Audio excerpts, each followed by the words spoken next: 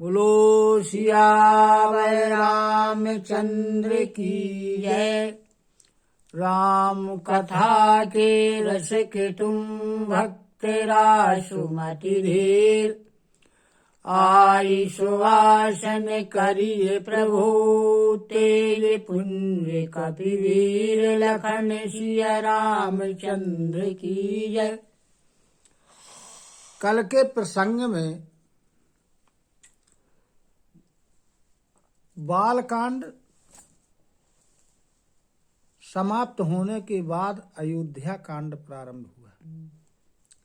उसमें श्री तुलसीदास जी ने शिव जी की वंदना की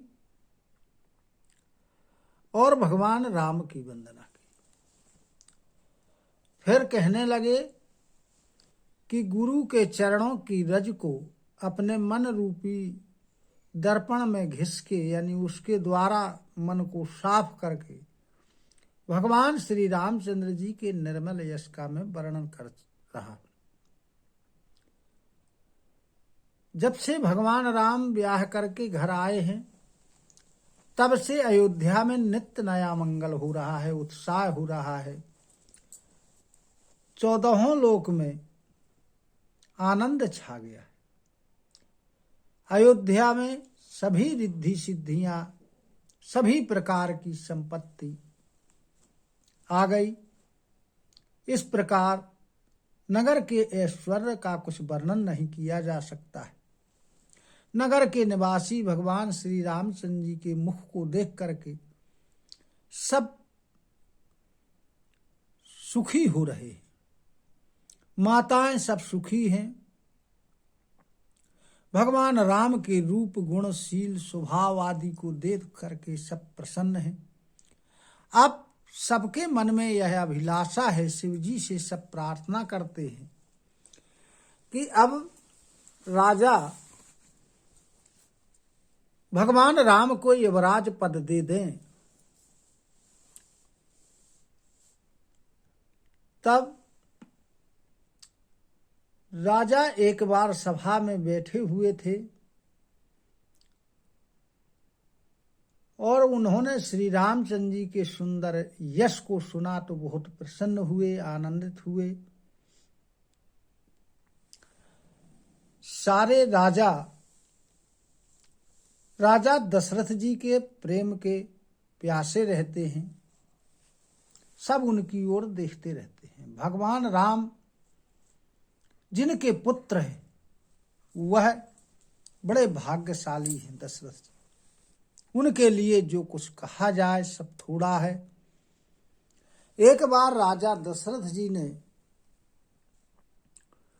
दर्पण देखा और जब दर्पण देखा तो उनका मुकुट कुछ टेढ़ा था तो उन्होंने सीधा किया। उस समय उन्हें अपने कानों के पास के बाल सफेद दिखे। उन्होंने मन में विचार किया कि अब बुढ़ापा उपदेश कर रहा है कि हे राजन, श्री रामचंद्र जी को युवराज पद दे दीजिए और आप अपने जीवन और जन्म का लाभ ले लीजिए। अब इसके आगे की कथा। यह विचारु आनि नृप सुदिन सुअवसरु पाई।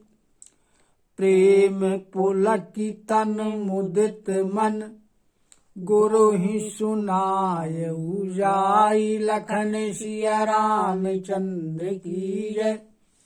जब ऐसा विचार राजा दशरथ जी के हृदय में आया तो शुभ दिन देख करके और शुभ अवसर प्राप्त करके राजा दशरथ जी बड़े प्रसन्न मन से गुरु के पास जाते हैं और गुरु जी को सुनाते हैं। क्या सुनाते हैं कि कहाई भुआलु सुनिए मुनि नायक। भय रामो सब विधि सब लायक। सेवको सचिव सकल पुरवासी। जे हमरे हरि मित्र उदासी। राजा कहने लगे वशिष्ठ जी से कि हे मुनिराज, सुनिए, श्री रामचंद्र जी अब सब प्रकार से योग्य हो गए। जो सेवक लोग हैं, मंत्री लोग हैं, नगर के निवासी हैं, जो हमारे दुश्मन हैं और जो हमारे मित्र हैं, ये सभी लोग क्या चाहते हैं? सबहि राम प्रिय जेहि विधि मोही, प्रभु आशीष जनु तनु धरि सोही। विप्र सहित परिवार गुसाई, करहूँ क्षोभो सब रही नाई। रो रही नाई। कहने लगे कि सबको भगवान राम प्रिय है, जिस प्रकार मुझे प्रिय है। उनके रूप में आपका जो आशीर्वाद है, वो मानो ऐसा लगता है कि शरीर धारण करके शोभायमान हो रहा हो। हे स्वामी, सभी ब्राह्मण लोग, सभी परिवार के लोग उन पर बड़ा भारी स्नेह करते हैं। जे गुरु चरण रेणु सिर धरोही, ते जनु सकालो विभव वश करोही। मोहि समो यह अनुभव न दूजे, सब पायऊं रज पावन पूजे।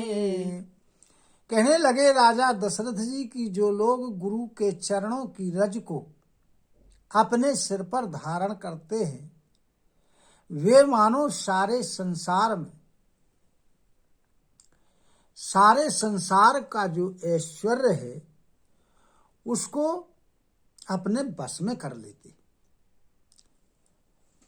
मेरे समान दूसरे किसी ने यह अनुभव नहीं किया होगा, क्योंकि मैंने आपके चरणों की रज की पूजा की है और मैंने सब कुछ प्राप्त कर लिया है।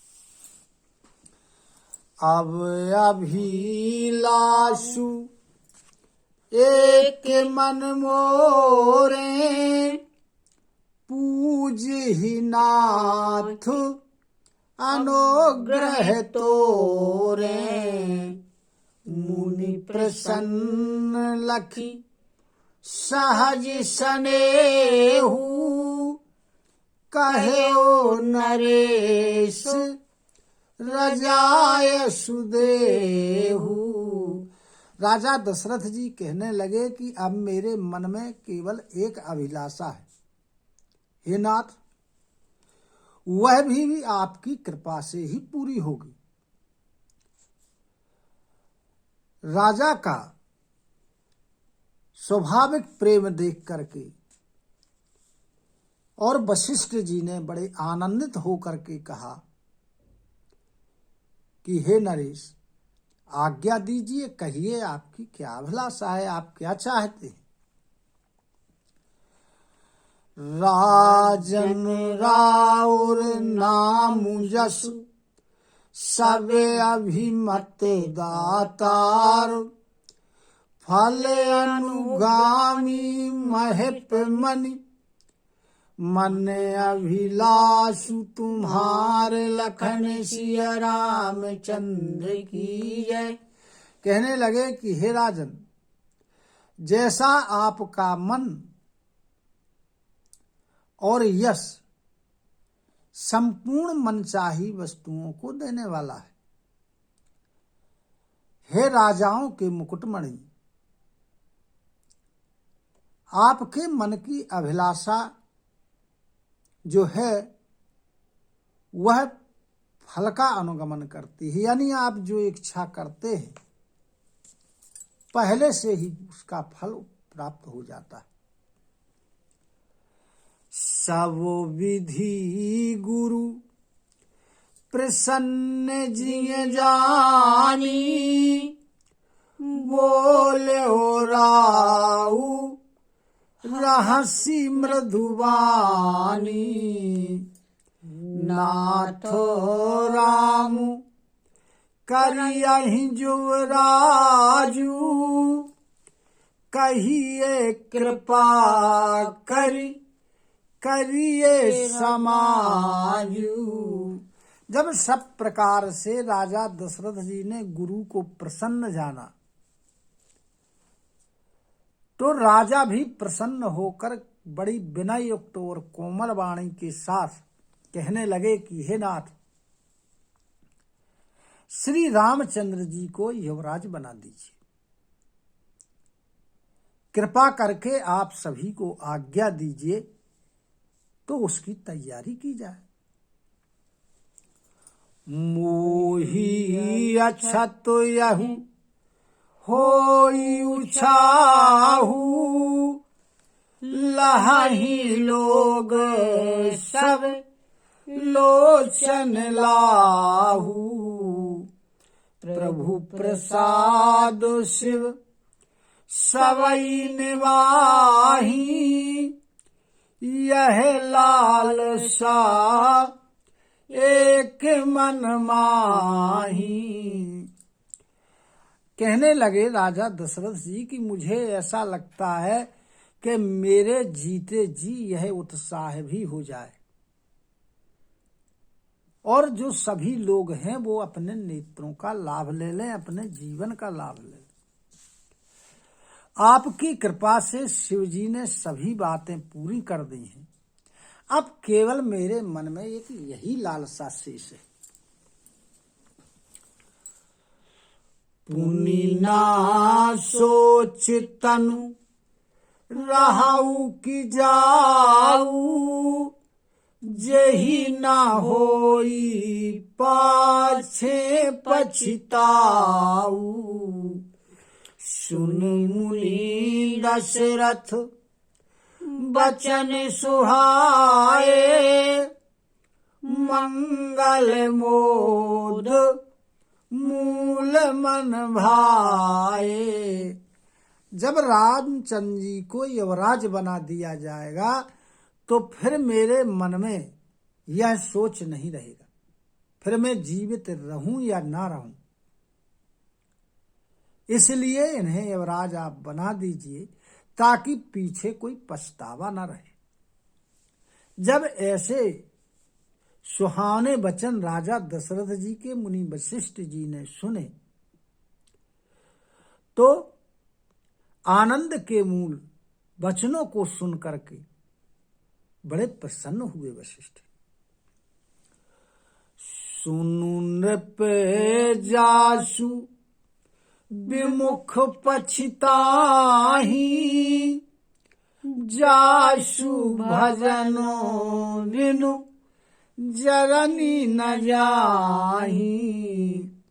भयऊ तुम्हारे तनय सोई स्वामी, राम पुनीत प्रेम अनुगामी।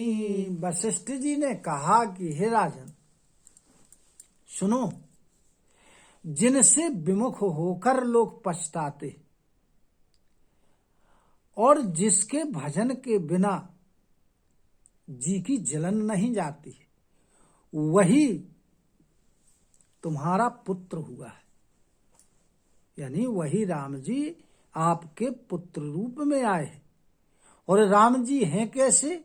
जो प्रेम के अनुगामी हैं, प्रेम का अनुसरण करने वाले हैं, जो उनसे प्रेम करता है उनके पीछे पीछे चलने वाले। और इसी प्रेम के कारण वह आपके पुत्र बने हैं। बेगी विलंब न करिए नृप, साजिए सबऊ समाजु सुदिन सुमंगल तवहि जब राम हो ही जीव राजु लखन सिया रामचंद्र की जय। कहने लगे कि हे राजन, आप देर न करिए,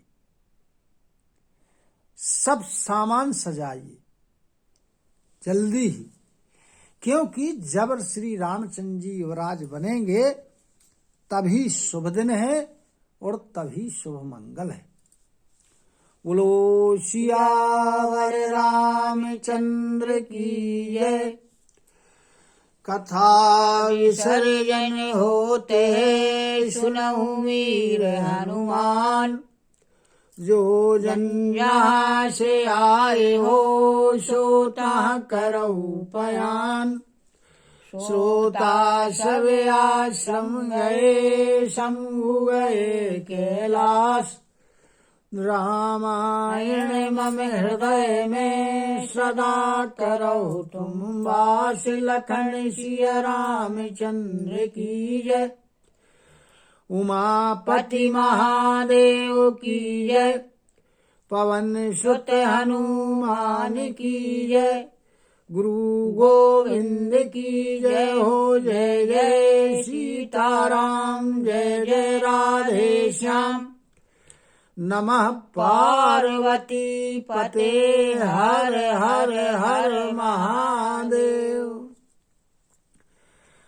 हरि शरणं हरि शरणं हरि शरणं हरि शरणं हरि शरणं हरि शरणं हरि शरणं हरि शरणं।